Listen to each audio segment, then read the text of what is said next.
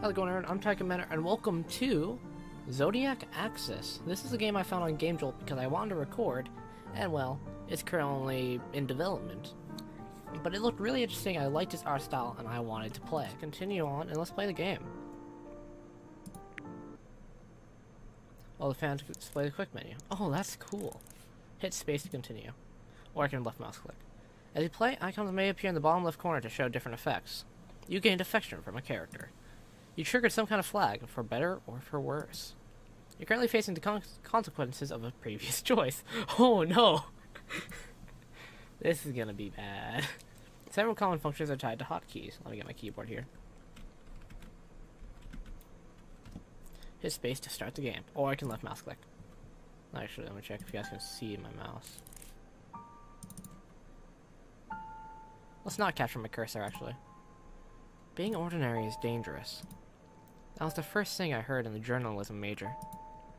The class was taught by Mr. Finch, a tall man with high cheekbones and a skull that rounded into a pointed beak nose, just like his namesake. He took all of us, 80-something journalism majors and 100 general education students, by surprise. In our experience, ordinary people were never dangerous. It was always the outliers, the extremists, the ones who made headlines wherever they walked. But then he continued. Being ordinary is dangerous to yourself. Don't be ordinary. Be ordinary, and you will die. And he proceeded to barrel through a long list of journalists who had died in action. It was the grimmest class we'd ever had, particularly grim for an entry-level writing for journalism. Here is how you don't die, Mr. Finch said. Before you do anything, think. Review. Compile all the major events of your existence into a timeline that you can later critique for literary analysis. Ask yourself, this thing I'm about to do, is it something that the average person would do?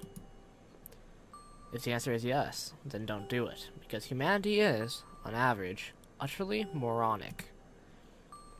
He drilled it into us until it replayed incessantly in our minds like a broken record. Don't be ordinary. Don't be ordinary. Don't be ordinary. Suppress the ordinary. Replace the ordinary.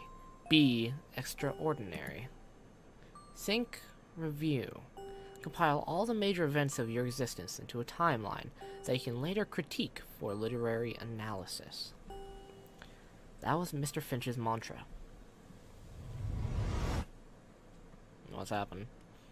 And somewhere along the way, it also became mine.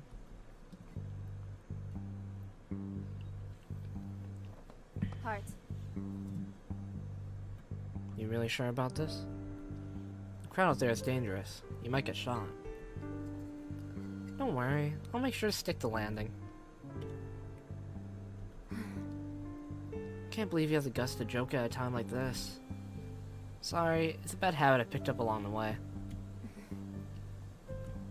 How are we doing on time? It's been 10 minutes. I think we have to go without him. Well, Probably changed his mind and ditched. We can't wait around any longer. Are you ready?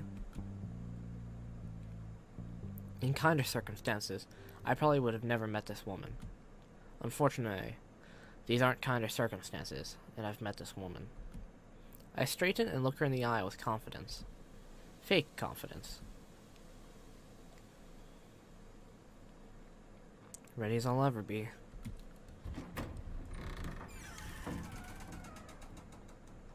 And this is where I think, review, and compile all the major events in my life into a timeline that I can later critique for literary analysis. Some say that it's akin to watching your life flash before your eyes. Mr. Finch would have flunked their papers for using stale platitudes. If I were a good novelist, I would start at the beginning of the story. Exposition, setup, irony, and you know exactly why who is doing what. But I'm not a good novelist, so I won't. I'm a journalist. And journalism always starts right in the middle. We explain as we go along, as the need calls. So I won't start the story from when I was born, or when I graduated college, or even when I sent out 32 job applications within 2 months and had all of them rejected. I'll start from the middle. My 33rd job application, and the one time where I was accepted.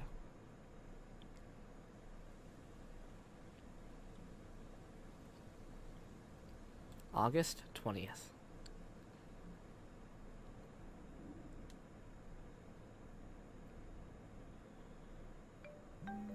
Huh? A phone call from an unknown number? Hello? Welcome to me. Innocent, lovely little me, worried about nothing but finding a job as an untalented, fresh out of college journalism graduate. I had a long series of very grand accomplishments, including, but not limited to, 32 job applications in 2 months, 10 interviews, none of which resulted in offers, a lot of polite rejection emails that didn't feel very polite upon receipt. My worries were very normal, almost mundane, but at the time, they seemed insurmountable. Sorry, there's an airplane outside. 1. Student loans. 2. Housing costs. 3. How to not bum around as an unemployed loser. And what was not included on my list of worries: 1. Masterminds. 2. Execution ceremonies. 3. How to get out of a barricaded house while on fire. Basically, life was much calmer at this point. Much kinder. I liked calm. I liked kind. Unfortunately, they didn't seem to like me. Is this the woman who goes by the name of Allison Hart? Is this person using a voice changer? Yes, that's me. Indeed. Very good indeed. On this day, 1 week prior, you applied for Supernature, did you not? That's correct. Supernature, huh? Supernature was a famous, well, infamous, really, online tabloid that specialized in the supernatural. It was a necessity for any self-respecting tinfoil hat conspiracist. Supernature was considered It was a necessity for any self-respecting tinfoil hat conspiracist. Supernature considered everything to be supernatural. Everything. From politics, to health, to the stock market, to petty crimes. Supernature's writers were convinced that another realm had a hand in the matter. Pixies, leprechauns, invisible dragons, they existed all around us, manipulating prices, changing the weather, decorating the city in graffiti. Honestly, it was an absurd website. But somehow, Supernature was extremely successful. Their views, comment counts, and advertising premiums were something to behold. Maybe it's because the netizens were bored. Or maybe Supernature had cracked the code to viral content.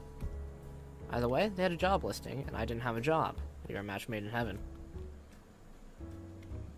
Judging from the quality of their writing, my skills are up to par, but we'll see what they're looking for. If I get accepted, at least I might get some experience in the media field. Otherwise, I might have to start looking for an entry level in any industry. Well, Miss Hart, I am the founder of Supernature. Oh. Oh! Is that big or normal? How extensive is Supernature's staff? Yes, I am pleased to inform you that your application has passed preliminary Yes, I am pleased to inform you that your application has passed preliminary inspection. Are you available at the moment? We may start our interview at once. Fire away, sir. Very good. Firstly, what is your opinion regarding baby wallabies? What kind of question is this? Common route. Okay. What kind of question is this?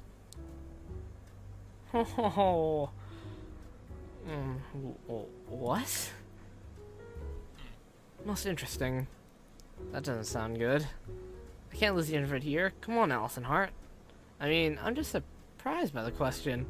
Most interesting. That's not very encouraging. The next query is thus. Are you calm under pressure?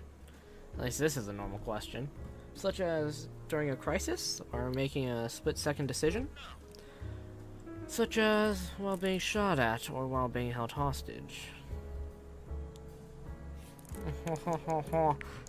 I really love these questions because it just makes you think. Oh wow, it's actually saying what time I am.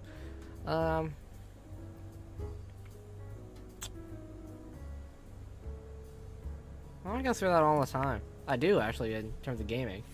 Gaming really is kind of stressful and pressure. I go through that all the time. Being shot at or being held hostage? Both. I'm very popular. Apparently. Then, my last question. Wait, already? There's only been 2 questions. Alright. When faced with an instance that is bizarre, something beyond your comprehension, what is your first hypothesis? My first... what? Let's say that you see something superhuman, or witness an object falling over even while no one is around to push it. What would your first reaction be? I'd be unnerved but curious. Perhaps I ought to rephrase. Would you strive to only find a naturalistic explanation? Would you eliminate any possibility of a supernatural cause?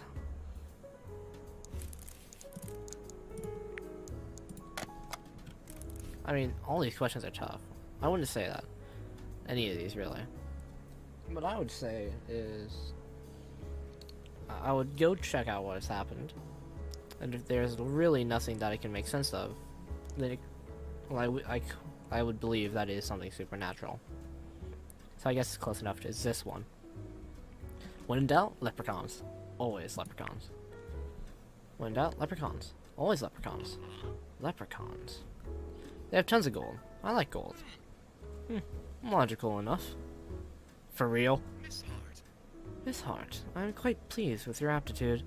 You're rather gutsy, aren't you? A brazen individual. Gutsy, sir?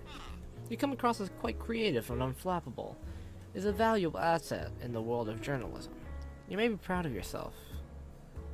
Yes, sir? I'll be sending over a contract shortly. Read over it carefully and inform me if you require any elaboration. A contract, sir? I'm saying that you have the job, should you want it. I'm currently sending I'm getting words mixed up. I am currently sending a contract to the email address listed on your resume. I have the job? With those 3 questions? Thanks. I hope you'll be I hope you'll prove to be more eloquent in interviewing ghosts. Farewell, Miss Hart. Oh, right. Ghosts. Supernatural online tabloid. Well, we got the job. The unusual voice on the other end of the phone would become very important. Eventually. In fact, maybe one day, you become my only lifeline in a time of utter chaos. How many save files do I have? I don't know how many save files I have. Huh? Oh, looks like this is the same number. Time to investigate the world of ghosts, goblins, and ghouls. Hello, boss? Hello, Miss Hart. The name is Pathfinder. Still the voice disguiser. I guess that this will be a regular thing. Alright, Pathfinder. I trust that you are now thoroughly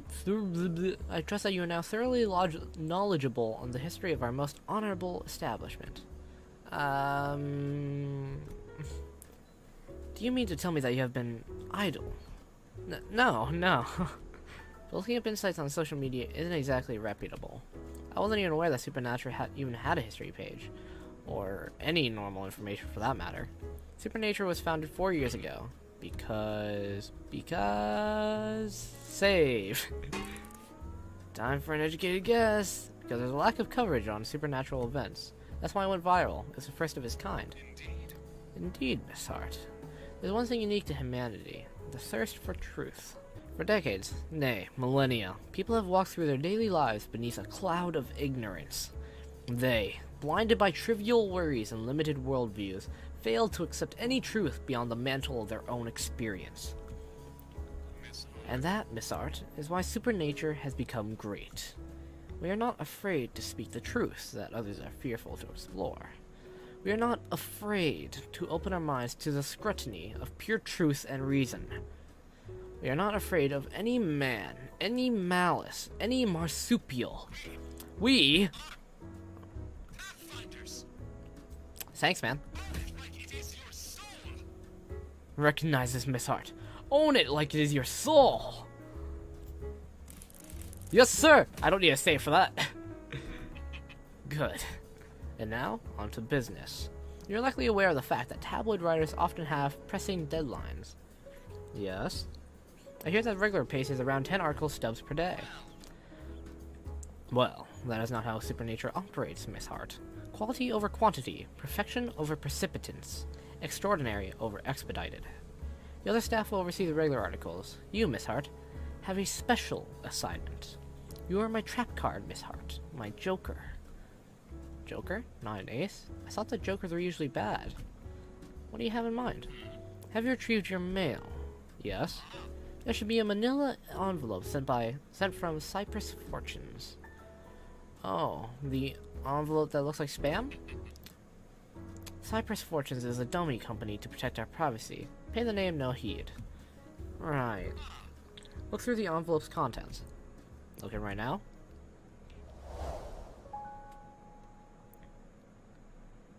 Julie? Is it Julie? July? I'll call her Julie. Julie Regale. Independent singer-songwriter, born July 14th. Is this someone who died and her ghost is haunting somewhere? Keep reading. Marin Teller. Independently wealthy entrepreneur. Unknown birth date. Beckett Armistice. Diner owner and manager. Halton Augustine. Package delivery driver. Leaf Lewis. Audio engineer and music store clerk. And last one. Zachary Harvenfest. Elementary school teacher. You will notice that these are 6 living individuals who appear ordinary with ordinary occupations. Nothing could be further from the truth. Are they possessed? No. Werewolves? No. Vampires? Sorry, just guessing. We have recently received a trustworthy anonymous tip that each of these people may be housing the spirits of the Zodiacs. Trustworthy anonymous tip? Is that an issue? No, sir. What are the spirits of the Zodiacs? Not much is known about them. Investigating details will be your job. So, an anonymous tip for an unknown lead that might not exist? Yes, sir. You are to observe these 6 subjects in a detailed manner and write up anything that appears suspicious. Provide details on how a spirit of the Zodiac works and how it affects a person's life. Yes, sir.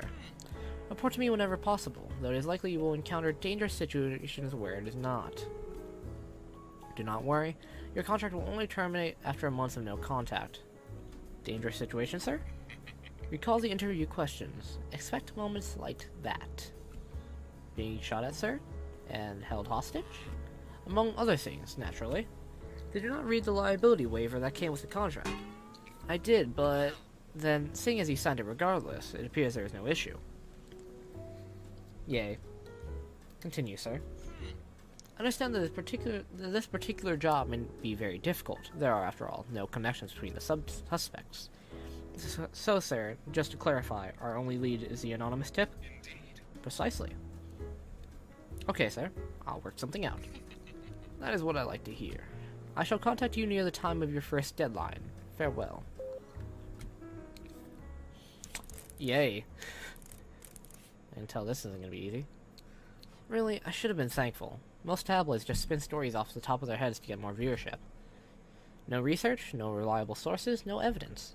Just a convincing narrative that appeals to people's sense of morbid fashion.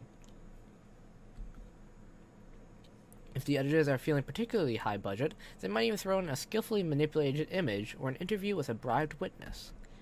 Supernature was, in more than one way, totally unique. And one day, maybe I'd become a genuine Pathfinder myself.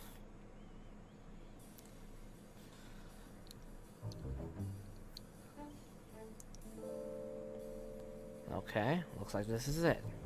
Mutt's Morsel's Diner, owned and managed by Beckett Armistice.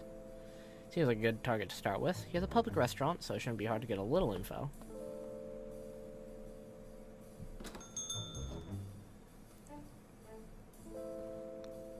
The place was eclectic, but in a charming way. The core of a simple diner had been retrofitted with scattered traditional decor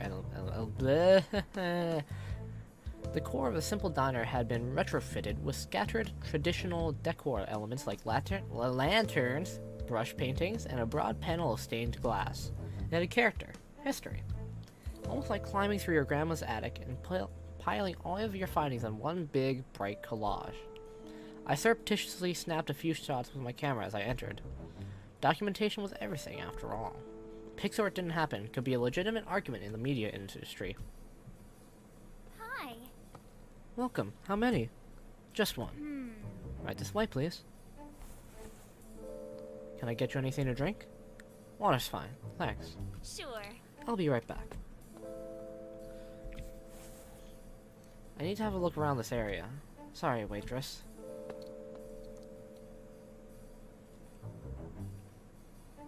Well, that just took a lot of CPU. This is where I should have stepped away. This right here was the moment of no return. I hear a voice coming from the office. And so? The withering bluster of the gale pounds against the ground. It shrieks, ghost-like, screams against his boots. Quiet as rain, Lu Dal steps forward. His fingers are steady as he unsheathes his blade. Indeed, Shui Ne sings gently and catches the last scraps of moonlight against its edge. It appears just as hungry for justice as he. Is someone reading a play? I peered into the office at the end of the hall. Beckett Armistice was sitting leisurely on the floor, looking more like a babysitter than a restaurant manager. A bright-eyed little boy draped cozily over his shoulder, and at his side, a little girl was listening intently. Well. And that's the end of the chapter. Time to go. Uh-huh. Oh, Uncle Beckett. Uncle, huh? Uncle. You can't possibly stop there. Please, a few more pages. Pretty, please. Alright, but just a few more. A flicker of motion catches Lu Dal's periphery. He halts at once. He knows his presence. He has sensed it before. So, you have come, whispers the shadow. The traitor! The traitor! Yes, and at that very moment, the rhythmic blush of the knell begins. Bong, bong, like the footsteps of an approaching demon, like a fugue sung by the moon. I have come, confirms Lu Dal. He is he is gentle and somber. He raises Shui Ne. His heart aches deep in his chest. You would raise your hand against your own flesh and blood, scoffs the figure. Lu Dal stills, but his hands do not tremble. You are not my brother, no longer. Then Shui Ne came singing downward. And so? And smote him. Yes! Justice is served! Yay, Lu Dal wins again. It appears that your father has arrived, Josie, Jeffrey. Go along, he's waiting outside. Aww. What? They're coming this way! I instinctively scrambled away from the door and dove into a pile of cardboard boxes by the kitchen. In hindsight, it was totally ridiculous trying to hide from someone like Beckett Armistice. After all, if finders really were keepers, then Beckett would own everything in the world.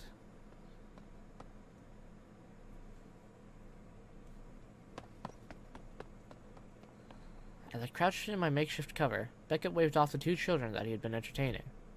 But the moment they disappeared down the corner, he swiveled around, eyes hard.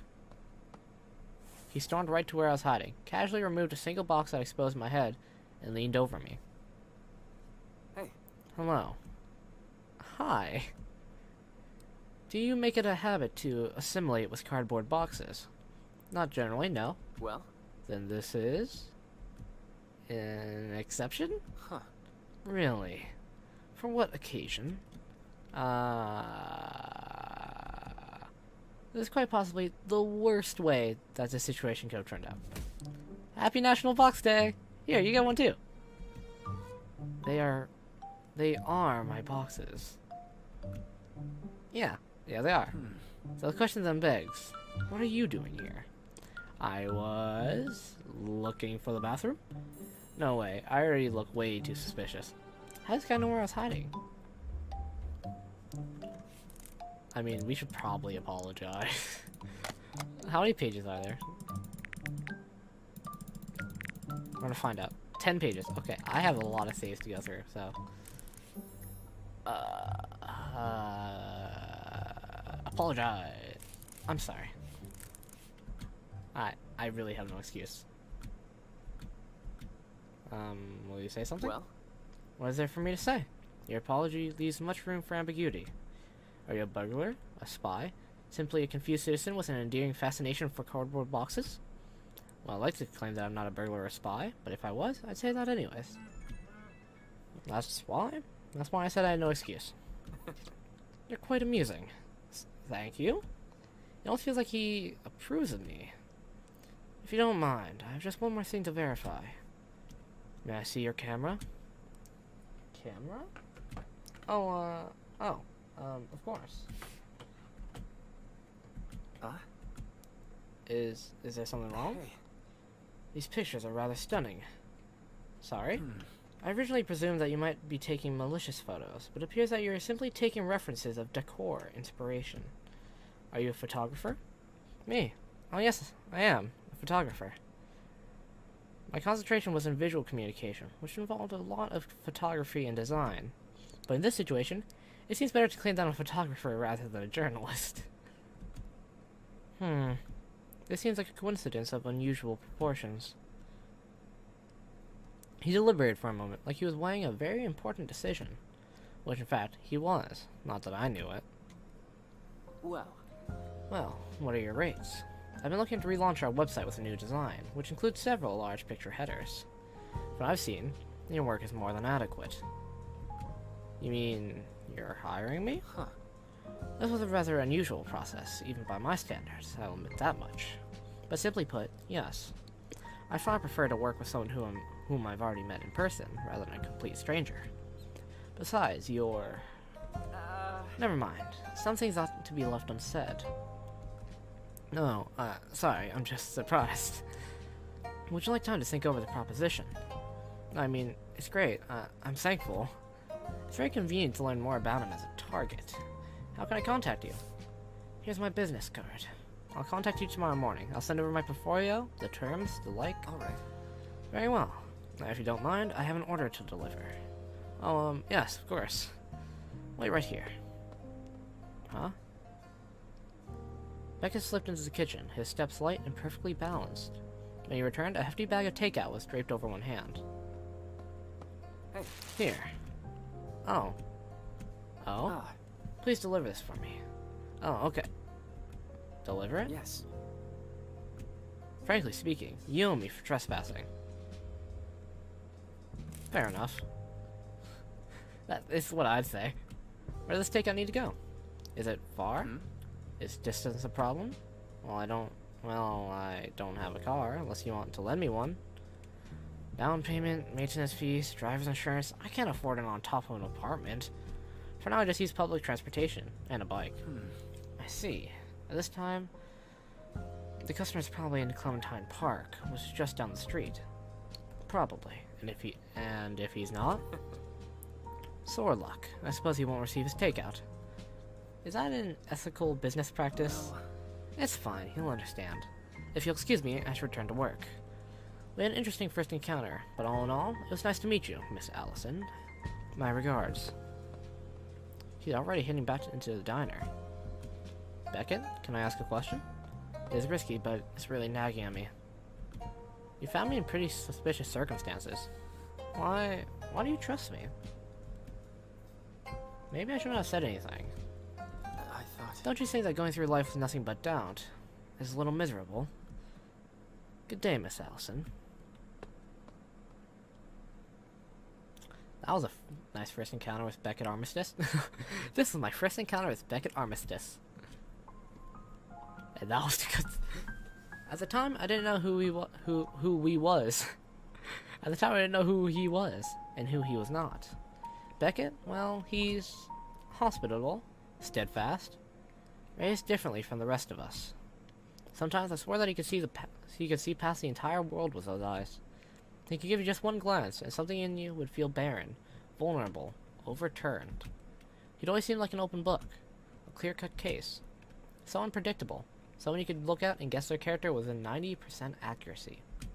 But I guess that's the danger, because sometimes the ones who seem most open are the ones who hide the most. Oh. Interesting, interesting. Dog, noun. A domesticated canine. 2. Buries bones. Oh. Oh my. Clementine Park. Well, here we are. At least Beckett texted a photo of the customer. Oh. He looks like one of our targets. Didn't this person show up on the files? Leaf Lewis, the audio engineer. Does Beckett know him, or is this just a coincidence? Well, nothing for it. Either way, I'll just have to go back. I'll just have to go with the flow. Oh, I think I see him. Well, if y'all needed a screenshot, take one right now. A young man was perched on the boughs of an oak tree, headphones clasped over his ears. It was a picture straight out of a storybook. A fairy tale where people had time to leisurely sit in trees and listen to music. Looking at him made the world freeze. Time was idyllic in his little bubble. I opened my mouth, ready to get his attention, but the pure serenity on his face stopped me, so I silently stood at the foot of the tree and waited. The birds chirped. The wind sighed. The leaves rustled. I was drawn into the stillness, the untouchable, quiet whisper of nature. For one blissful moment, all of my worries slipped away. Hey. Need something? Sorry? You've been standing there for a while. How did you see me? Your eyes have been closed. Heard you. Through headphones? You're a Leaf, right? You were a takeout, I think. Silently, Leaf lowered his headphones and... in a smooth arc, he hopped from the branch, breaking his fall with a crouch. It was a very well-practiced motion, almost as if he spent his whole life sliding down banisters, jumping over railings, and vaulting over park benches. You are Leaf Lewis, right? I haven't seen you before. Where's your employee badge? Why aren't you in uniform? I don't work there, but you're delivering food. It's a long story. Beckett asked a favor. Leaf's gaze was cautious as he extracted the takeout bag from my fingers, almost as if my skin was radioactive. He rifled through his contents and selected a container of steamed pork buns. Eat one. Pardon? Here's the thing. You could have poisoned it. You're not an employee, so you're not held liable to the standards of conduct and health codes. I'm still held liable by national law. Why would I poison the food? I don't even know you. How do I know that you don't know me? You could have been waiting for an opportunity to kill me. I wouldn't know. This guy... I reached in, snagged a pork bun, and took a viciously large bite. I chewed deliberately, letting him see that I wasn't retching or keeling over. Actually, it was really tasty, savory, a hint of sweet, a smidge of smoke from the grill. There, not poisoned. No arsenic, no cyanide, no hemlock. Thank you. Here's a tip. Oh, what? Don't worry. Don't worry, it's not counterfeit. I wasn't even thinking about that. I meant, why? Well... You delivered, even though you don't work for the diner. He took a sudden step forward. I instinctively stepped back, but he leaned in, his face just an inch away from mine. Be careful. But next time, be more careful. You didn't know what kind of person I was. I could have led you anywhere. A bar, a hotel, an alley. I could have knifed you, kidnapped you. In broad daylight? Yes. Yes. Never underestimate the dangerous potential of a stranger. You're not invincible.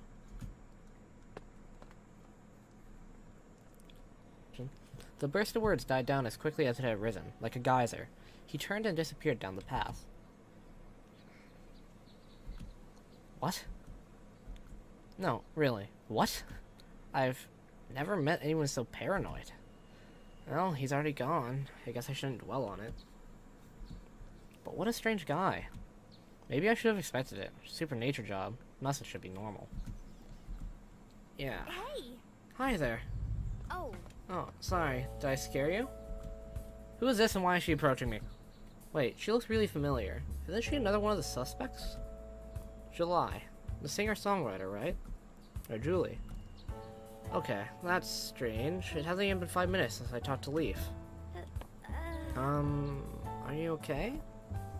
Did I spontaneously transform into that snake-haired lady who petrifies everyone she looks at? Frankly, that would kind of be a bummer. How are you supposed to get the knots out? Oh, and do inanimate objects also turn to stone? Because bringing out knots and snakes with a stone cone does not occupy a space on my bucket list. Not to mention all the teeth I'd break from chomping on stone food. I have no clue where this girl is headed, but I like where she's sinking. Wait, you're July. Or Julie Regale. I listen to your album every night. Such wonderful music. I can't believe I'd meet you in a place like this. Howie. You recognize me? Of course, I've been a fan for ages. I especially love... What kind of dumb genre does she see like she fucking saw? Honestly, I'd guess acoustic because that's the only music I listen to really now. Oh my god.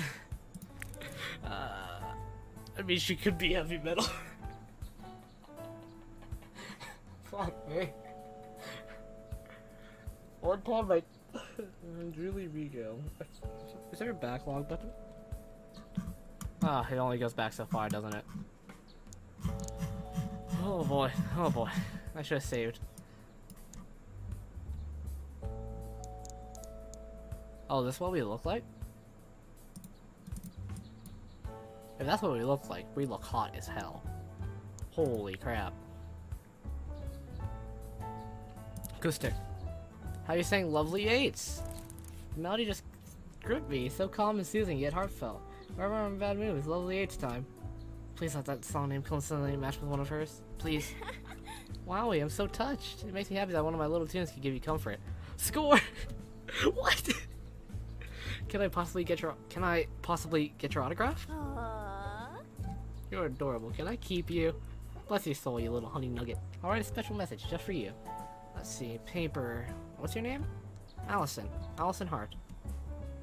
Looks like she's running away. Oh, I should use this chance to catalog this encounter. And could I possibly take a picture with you? Sure. Love the idea. Love you. Anytime now. Cheese. So suddenly. Ah. Great. And here's your autograph. Thanks. Wow, her signature is very flowery. And she's written a note beneath her name. Hi, Honey Nugget. It's really nice to meet you. Thanks so much for supporting me. You're a lovely little munchkin and you deserve the world. XOXO, Julie Regale. Fucking A. So... Super sorry, but I've got a jet. Work to play, bills to pay. Oh yeah, no problem. Jill seems normal. In fact, I don't think I've met anyone less suspicious. Oh, Twitchy, what are the odds? Twitchy? Weird, he's usually right here. Hey! Twitchy, I'm here! It's Leaf. This guy again. He and Julie know each other? Oh. Oh, hey, there you are. Ready to record? The audience back room is set up. Cool, cool. Dino's still there, right? Yeah. What a pal. He's the best travel guitar a girl could ever ask for. Definitely deserves a raise if he had a bank account. Confirmed, they absolutely know each other. I couldn't have guessed. Maybe Leaf is the audio engineer for Julie's songs. What kind of coincidence would that be? I saw that Pathfinder said that none of the suspects were connected. Well? Well then, we out!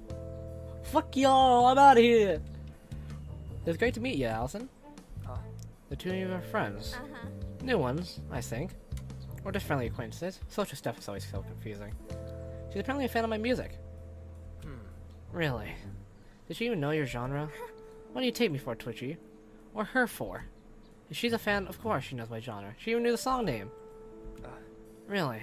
That's strange. I think what's stranger is your endless paranoia. No, that is not strange. I completely side with Leaf on paranoia. Well, either way. Don't trust her. Excuse me? Why? Have you guys met before? Yes. Yes. No. Yes. No. No. I smell lies and deception. Right. Alright, yes, we did meet. If you can call it that. Jules. She claims that she was delivering takeout for a favor. I'm not sure I believe her. Well? Well, was your order correct? Yes. Yes, it was right. So... Doesn't matter. She could have been spying on me. She could have gathered intel on my previous orders. She doesn't even work at the diner, and there's no reason for a manager to send a stranger instead of an employee, especially on delivery. None of this makes any sense. And don't forget, she approached you out of the blue, Jules. Whoa, whoa. Actually, Julie is the one who approached me. Yep. The pumpkin speaks the truth. She looked dazed, right in the middle of the road. I wanted to make sure she was okay. Oh. Alright, but even so, why would she agree to deliver takeout when she's not even working at the diner? I don't know. I don't know. Maybe because you're handsome? Maybe she wanted your number? That's absurd. No, I bet there's maybe at uppers above 30 girls who would want your number, Leaf. Legit. That's absurd. But it's really not. People aren't that deep, Twitchy. Look at me. I'm completely shallow. Give me coffee and I'm your new best friend. No ifs, ands, or buts. I'm a very simple person. Well, That's not shallow. That's... yeah, pretty shallow, but you don't actually think that way. You just joke about it. Sometimes, Twitchy, it's a merit. Like, for example, have you and Allison even properly met? We don't need to. Yay. Oh. Okay, that's a no. Well, Allison, I present to you the one and only Leaf Lewis. Like tea, without the Lewis. Like tea. Without the Lewis, there's only Lee's in tea, not Lewis's. What? The one and only Leaf Lewis. Like tea, without the Lewis. There's only Lee's in tea, not Lewis's. Okay. Also, his job has nothing to do with tea. He's a musician. A musician? Not an audio engineer? What does he play? Everything. That would be difficult. Okay, just piano. But just as coffee is everything to beverages, piano is everything to music. well, Both of those points might be debatable. No. No, I think they're facts. Just like death, taxes, and Marin making money. Marin? Why does that name sound familiar? So. Anyway, this little pumpkin is really good with sound. He records my tracks and turns them into magic. So he's an audio engineer too? Is that surprising? Darling Honey Nugget, in this life, people can be many things. For example, a singer-songwriter and a coffee addict? Exactly. Well, that's a purely hypothetical situation. It might be surprising, but yes, Twitchy is a 5-star audio engineer. no. I don't have any stars. Hey. No, it's that attitude you don't. This is kind of cute. They've definitely been friends for a while. Well. Well, hope to see you around, Dumpling. It was great meeting you.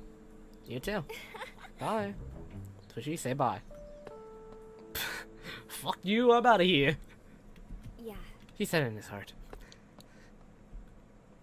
Well, that went well.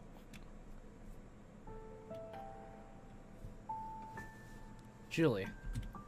From the very moment I met her, she hid nothing. She spoke her mind, wore her heart, shared her life. Warmth and loveliness and energy. If they had a physical presence all bundled together and painted in human flesh, they would most certainly make Julie. She was so open, so pure. She kept no secrets. Though that isn't the same as not having secrets. First there was Julie, and then there was... Leaf. Leaf Lewis. A man who is lithe as a panther and quick as time. Aside that he was ruined by paranoia, jumpy, cynical of anything that moved, and in a way, he was. To him, every stranger was a wild card. A threat in a SWOT analysis. In a SWOT analysis? Not an opportunity. For him, that was just how the world worked. He wanted to believe people. He really did. But in a way, that's exactly where the problem came from. And where it would go.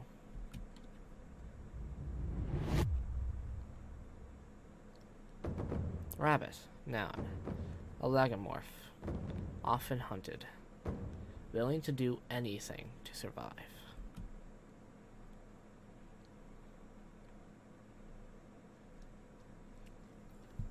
I'd say that's actually a pretty good place to end it off. 45 minutes into the video.